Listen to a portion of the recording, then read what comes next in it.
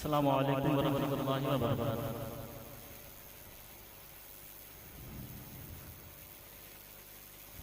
تمام شرکائے سیمینار کا بہت بہت شکریہ کہ انہوں نے اپنی فرصت کا وقت نکال کر شرعی مسئلے کے حل کے لیے یہاں تشریف لائے ہیں۔ میں نے دونوں موضوعات پر مطالعہ تو کیا تھا، مگر کچھ غیر معمولی مصروفیات کی وجہ سے مقالہ لکھ نہیں پایا۔ البتہ اس حوالے سے میں اپنا نقطہ نظر رکھ رہا ہوں، اور اس سے اتفاق کوئی ضروری بھی نہیں ہے کہ جہیز کے ساتھ مروجہ کے قید یہ مناسب نہیں ہے۔ وجہ سے یہ مروجہ وہاں ہوتی ہے جہاں پہلے کسی چیز کی اصل شریعت میں ہو اور اس کی شکل بگڑ جائے اور وہ رائج ہو جائے، تب وہاں مروجہ کی قید لگائی جاتی ہے، جبکہ شریعت کے اندر جہیز کا کوئی تصور ہی نہیں۔ تو اس وجہ سے مروجہ جہیز کے بجائے جہیز کی شرعی حیثیت یہ عنوان ہونا چاہیے۔ اور مزید یہ کہ دو صورتیں الحمدللہ سارے فقہاء کرام نے بیان فرمائی کہ بلا مطالبہ اپنی رضا سے والدین دیں، دوسری صورت مطالبے کی وجہ سے والدین دیں۔ مطالبے کی وجہ سے اگر دے رہے ہیں تو اس کے ناجائز و حرام ہونے میں کسی کو کلام نہیں، اور مطالبے کے بغیر اگر کوئی دے رہا ہے، مطالبے کے بغیر اگر والدین جہیز دے رہے ہیں تو اس کو بھی مطلقاً جائز قرار دینا یہ درست نہیں ہے۔ اس میں بھی کچھ قید ہونی چاہیے، اگرچہ ہمیں حسن ظن کا ہی حکم ہے، لیکن حکم شریعت بیان کرنے میں جو شکیں نکل رہی ہو ان کو ضرور بیان کرنا چاہیے۔ تو بغیر مطالبے کے اگر والدین دے رہے ہیں تو اس میں ان باتوں کو پیش نظر رکھنا چاہیے کہ والدین جو جہیز بغیر مطالبے کے دے رہے ہیں وہ اپنی شان و شوکت کے اظہار کے لیے نہ دے رہے ہو، نام و نمود اور ریاکاری کے لیے نہ دے رہے ہیں۔ دوسری چیز یہ کہ وہ جہیز دینے کے لیے سودی قرض، حرام قرض نہ لے رہے ہیں۔ اگر حرام قرض لے کر کے اپنی خوشی سے وہ جہیز دیں گے تو وہ بھی جہیز حرام ہوگا جبکہ خوشی سے دیں گے۔ تو ان دو باتوں کو میری طرف سے ایڈ کیا جائے۔ یہ اتفاق کوئی ضروری نہیں ہے، یہ تو فیصلے کا وقت انشاءاللہ باتیں سامنے آئیں گی۔ میرا جو نقطہ نظر ہے، مطالعے کے بعد جو میرا نقطہ نظر ہے وہ میں نے اپنا پیش کیا کہ بلا مطالبہ، مطالبے کے ساتھ تو حرام ہے ہی، لیکن بلا مطالبہ اگر جہیز دے رہے ہیں والدین یا اولیاء دے رہے ہیں تو اس میں اس بات کو پیش نظر رکھا جائے کہ وہ دے تو نام و نمود، ریاکاری، اپنی شان و شوکت کے اظہار کے لیے نہ دیں، اور دوسری صورت یہ ہے کہ وہ سودی حرام قرض لے کر کے جہیز نہ دیں۔ اگر حرام قرض لے کر کے جہیز دیتے ہیں تو اس صورت میں بغیر مطالبے کے بھی اپنی رضامندی سے دیں گے، تبھی وہ حرام ہی ہوگا۔ کہ وراثت، یہ بھی کہ وراثت چونکہ اس کو ملنا نہیں ہے، تو چلیے چونکہ یہ جو جہیز کی رسم مسلمانوں میں رائج ہوئی یہ غیر مسلموں سے آیا، ان کے یہاں وراثت دینے کا رواج ہے نہیں، نہ کوئی قانون ہے، تو ان لوگوں نے یہ سوچا کہ چلے شادی کے موقع پہ جتنا ہو سکے دیتے ہیں، اس کے بعد تو بیچاری کو ملنا نہیں۔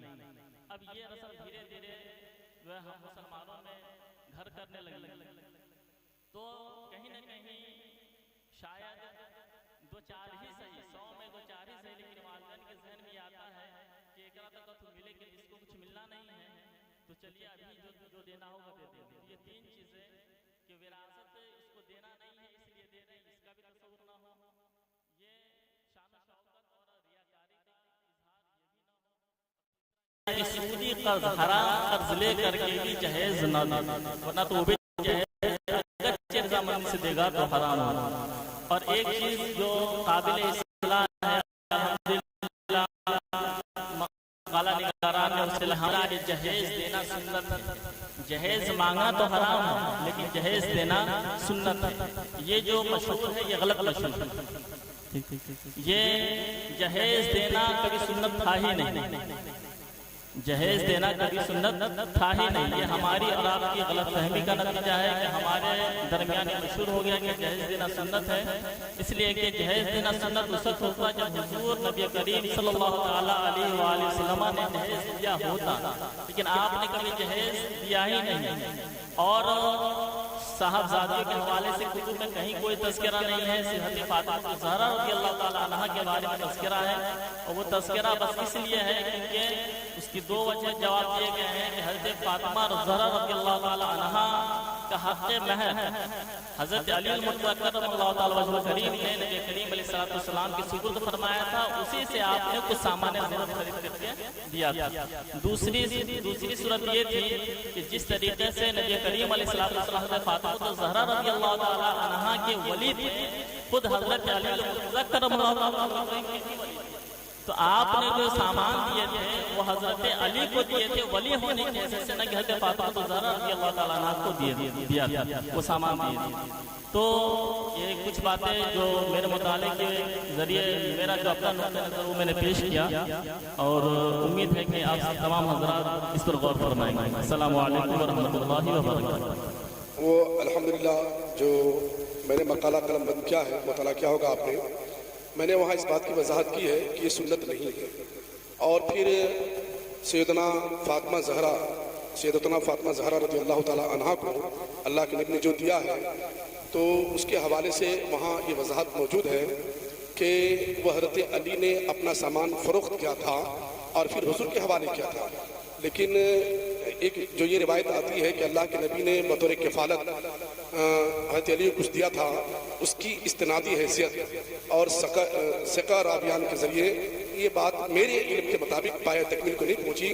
اس لیے میں نے اپنے مقالے میں اس جزیے کو رکھا ہے کہ مولا کائنات نے اپنا زرہ فروخت کیا اور پھر اسی کو نبی کے حوالے کیا تاکہ سامان جو بھی ہو خرید کر کے لائیں, اور اللہ کے نبی نے وہ کیا. آخر میں جو مفتی زہرا نبی نے کہا ہے کہ جہیز اگر کوئی اپنی مرضی سے دیتا ہے تو وہاں پر بھی پابندی ہونی چاہیے. ہاں یقینی سی بات ہے کہ وہ باپ بھی تو نالائق ہے جو قرض لے کر کے سودی بیاج لے کر کے بیٹی کو جہیز دیتا ہے, وہ گویا کہ خود ہی زہر کو اپنے منہ میں لے رہا ہے. میں نے اس کی ایک صورت اپنے مقالے میں بیان کیا ہے, شاید علماء کرام دیکھے ہوں گے. وہاں پر یہ لکھا ہے کہ باپ اگر چاہے تو اپنی بیٹی کو اپنی زندگی میں اپنے میراث سے, جائیداد سے جو چاہے اسے دے دے اور کہہ دے کہ میں نے تمہیں اپنے میراث سے دیا ہے, اور بیٹی کو مالک بنا دے. یہ اس کا مالک حقیقت میں وہ لڑکی ہی ہوگی. تو یہ ایک جواز کی صورت نکل سکتی ہے, کیونکہ فتاوی امجدیہ میں حضور صدر الشریعہ نے اس مسئلے پر روشنی ڈالی ہے اور لکھا ہے کہ باپ اگر اپنی بیٹی کو زندگی میں کچھ دے کر کے یا بیٹا کو الگ کر دے تو کر سکتا ہے, اور اس کو اختیار ہے چاہے کم یا زیادہ دے یا للذکر مثل حظ الانثیین پر عمل کرے, وہ ساری صورتیں. بہرحال وقت چونکہ زیادہ ہو رہا ہے, ناشتہ بالکل تیار ہے, تو ہمارے مفتی صاحب کچھ کہنا چاہ رہے ہیں. اس کے بعد ہم ایک آدھ مقالہ کی تلخیص اور سنیں گے انشاءاللہ. پھر یہ اس موضوع پر ہم گفتگو یہیں پر روکیں گے انشاءاللہ. مفتی قیصر صاحب فرمانا چاہ رہے ہیں شاید. اچھا فرمائیں. یہ مفتی محمود صاحب نے فرمایا کہ وہ مسئلہ صحیح ہے, لیکن بطور میراث وہ نہیں دے سکتا ہے. باپ میراث سے اگرچہ دے گا لیکن وہ ہبہ کہلائے گا, میراث نہیں کہلائے گا. تو اس بات پر توجہ رہے. نہیں, وہ اس کا مسئلہ میں نے اس پر غور کیا کہ فتویٰ امجدیہ میں جو صدر شریعہ نے لکھا ہے کہ چونکہ میراث شخص کے مرنے کے بعد ترکہ ہوتا ہے وہ, اور اگر اس نے اپنی زندگی میں دے دیا تو اب وہ بیٹی باپ کے جائیداد سے مطالبہ نہیں کر سکتی. تو گویا کہ اگرچہ وہ ہبہ ہے, آپ جو بھی نام دے سکتے ہیں اس کو دیں, بدل دیں, وہ باپ اپنی جائیداد کا اپنی بیٹی کو زندگی میں دے کر کے اپنے میراث سے اس طریقے سے اس کو حصہ اس نے دے دیا. گویا کہ اب چاہے اس کو ہبہ کہے تو ہبہ بھی کہہ سکتے, اس میں کوئی حرج نہیں ہے. تو اب باپ کے مرنے کے بعد بیٹی اب باپ کی جائیداد میں حصہ نہیں پائے گی. یہ مسئلہ آلات نے بھی لکھا فتویٰ رضویہ میں, اور یہ فتویٰ امجدیہ میں بھی اس کی وضاحت موجود ہے. یہ اس کو میراث نہ کہا جائے. ہاں نام بدل سکتے ہیں آپ, ہبہ ہی کہہ سکتے ہیں, ٹھیک ہے. دیکھیے یہ الفاظی پاریاں جو کھیل رہے ہیں ہم لوگ, میں سمجھ رہا ہوں کہ تقریب فہم کے لیے آپ فرما رہے ہیں, اور صحیح جس طرح سے مفتی اظہار النبی صاحب نے لفظ مروجہ جو انہوں نے کہا کہ مروجہ نہیں ہونا چاہیے, صرف جہیز ہونا چاہیے. یہ تقریب فہم کے لیے مروجہ جس سے تازیہ داری ہے, مروجہ تازیہ داری ہے. تو یہ لفظ جو ہے تقریب فراہم کے لیے اور ہاں جہیز کی شرعی حیثیت جو ہے نا مروجہ جہیز کی شرعی حیثیت سے ایک کھلا ہوا اور ہر ایک آدمی کے عوام و خواص سب کے سمجھنے کے لیے آسانی ہوتی ہے، اس لیے میں نے لفظ مروجہ کا استعمال کیا ہے، اور میں نے ہی نہیں کیا بلکہ آپ دیکھیں گے دیگر اکابرین کے مقالے کو اور پیروں کو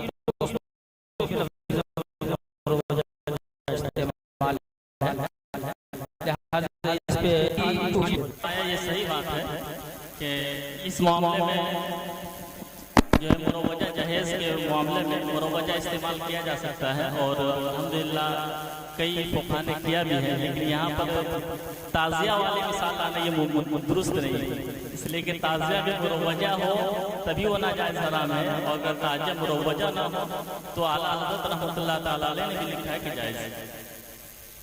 جہیز کے سلسلے میں مولانا اظہار النبی صاحب نے جو تذکرہ کیا مروجہ جہیز، واقعی مروجہ جہیز کوئی چیز ہے نہیں۔ مطالبہ مال اگر سرخی میں ہوتا تو صحیح ہوتا، چونکہ اس کا نام جہیز ہی نہیں ہے، پھر مروجہ جہیز آیا کہاں سے؟ مولانا اظہار النبی نے کہا کہ جہیز اسے کہتے ہیں جسے ماں باپ اپنی خوشی سے اپنی لڑکی کو دے، یہ جہیز ہے۔ پھر یہ مروجہ جہیز کیا ہے؟ اگر مطالبہ مال اس کی سرخی میں اگر ہوتا یہ جملہ میں تو صحیح ہوتا۔ جی یہ عرف جو ہے نا،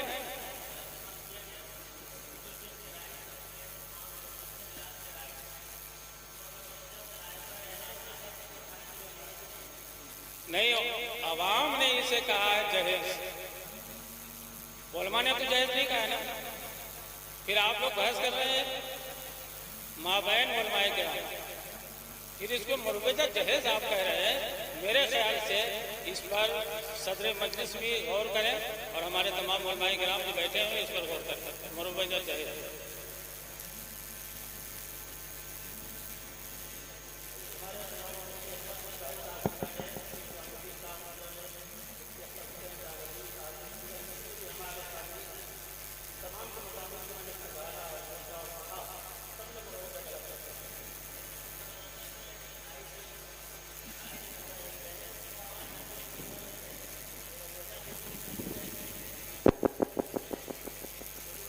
اچھا، لفظ منور پر ہم لوگ اٹک گئے، بڑی اچھی بات ہے۔